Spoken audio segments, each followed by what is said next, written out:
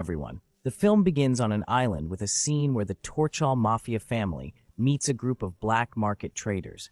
They aim to persuade Torchy's father, the mafia boss, to agree to a human trafficking deal.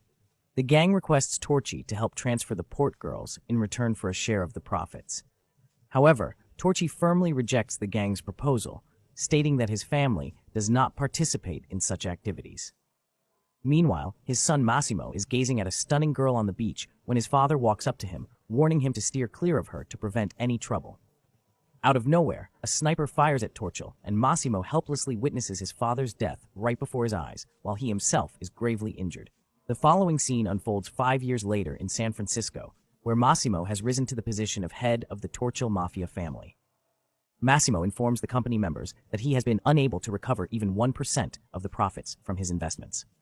He expresses his desire to get back all his money, along with benefits. However, the board members explain that his demand is impossible to fulfill since they have put their utmost effort into his projects.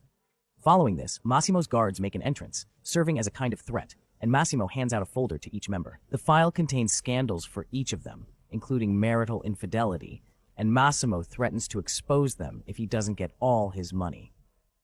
At the same time, we meet Laura, the same woman Massimo was watching on the beach, where we discover she works as the manager of one of the companies.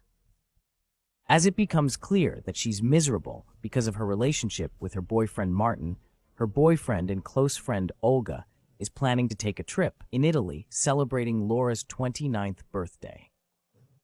Meanwhile, Massimo is on a plane, trying to relax as other gangs have taken his cargo. The scene shifts to Italy, where Laura is celebrating, but feels uneasy due to her lover Martin.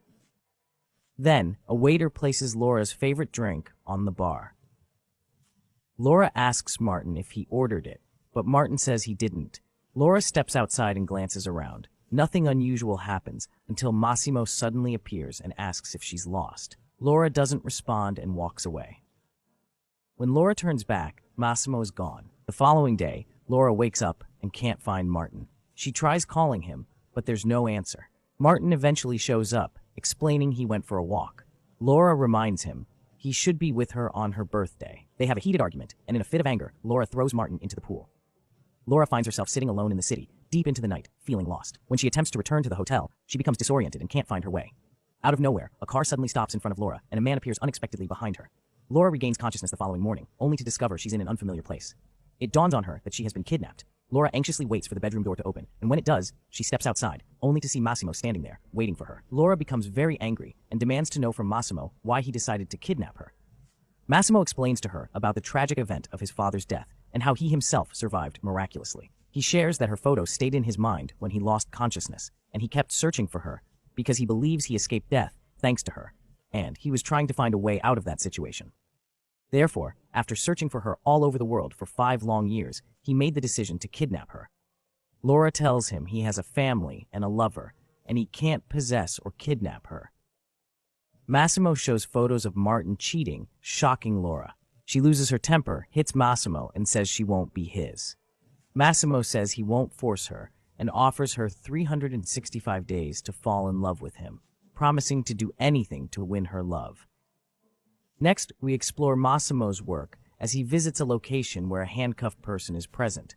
Massimo informs her that her punishment is to erase her existence due to her ties with child trafficking. Laura attempts to escape the palace, but is caught by Massimo and other mafia members, who eliminate someone, causing her to faint from shock and horror. In the next scene, Massimo takes Laura shopping, and she attempts to escape once more. While speaking to 2 policemen, Massimo shows up, prompting the officers to leave. Massimo appears to be a feared and influential figure. Laura keeps teasing and seducing Massimo, exploiting his promise not to force her into making love until she willingly falls for him and chooses to be with him. Her consent, as Massimo tries to adjust to his new routine, especially after losing his father and becoming the new head of the mafia. The next scene is at the nightclub, where Laura appears with a striking, solemn appearance and begins flirting with a man from a rival mafia group to the Massimo family. The man tries to touch her, and Massimo notices, points his gun in everyone's face, then Laura leaves the club. We then transition to a scene on a luxurious yacht. Laura wakes up and discovers Massimo engaged in a heated argument with his colleague Mario. Mario informs her that he injured the hand of the man who dared to touch Laura. This indicates that a war between the two mafia families is now underway. Laura offers an apology, but Massimo appears to remain upset. Her actions have indeed sparked a feud between the two powerful mafia families. In their argument, Laura falls into the water despite not being able to swim, and Massimo jumps in to rescue her. Laura seems attracted to Massimo as she unexpectedly begins to develop feelings for him. She gets closer to Massimo, and they share an intimate moment. The following scene is a masked ball where we meet Panna, who threatens Laura, claiming she's involved with Massimo or causing trouble. Between Massimo and Laura, they return home, and Laura's face shows fear due to Anna's threats against her. Later, Massimo decides that Laura should travel to Poland, allowing her to visit her family and her best friend Olga. Massimo assures Laura that they will meet again after he finishes some urgent business. Laura gets into the car heading to the airport, still feeling anxious about what Anna might do to her. Domenico, a member of the Chilean mafia, attempts to convince her there's nothing she can do. Meanwhile, Domenico gets a phone call, exits the car, and asks Laura to wait in Warsaw. Upon arrival, Laura anxiously waits for Massimo's call, but it never comes. She meets her friend Olga, and they enjoy some time together. At the nightclub, Laura encounters her ex, Martin, who expresses his regrets and his intent to reconcile. He desires for his relationship to return to how it used to be. However, she informs him that she is aware of his infidelities, knowing he's been unfaithful on several occasions. As a result, she no longer trusts him and has no intention of rekindling their relationship. Martin attempts to persuade her otherwise and follows her back to her apartment. Once there, she encounters Massimo, who is waiting for her, catching her by surprise. Martin realizes he is no longer welcome in Laura's life, as he is shocked upon seeing Massimo, understanding the situation. Though Laura is upset with Massimo for not calling, she admits she's already in love and doesn't need the full 365 days. The following day, he proposes and slips a ring on her finger while she sleeps. Laura agrees, but requests that he keeps his work secret from her family. He goes back to Italy, and later, Laura persuades Massimo to let his friend Olga visit him there. She says Olga will help with the wedding. Laura worries her parents will discover Massimo's mafia ties in Italy. Mario tells Massimo about rising pressure, especially after a clash with a rival. Meanwhile, Laura feels unwell and visits a doctor.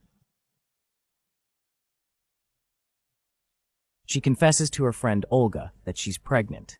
He then decides to go shopping and discuss all the ups and downs in Laura's life, as well as her pregnancy.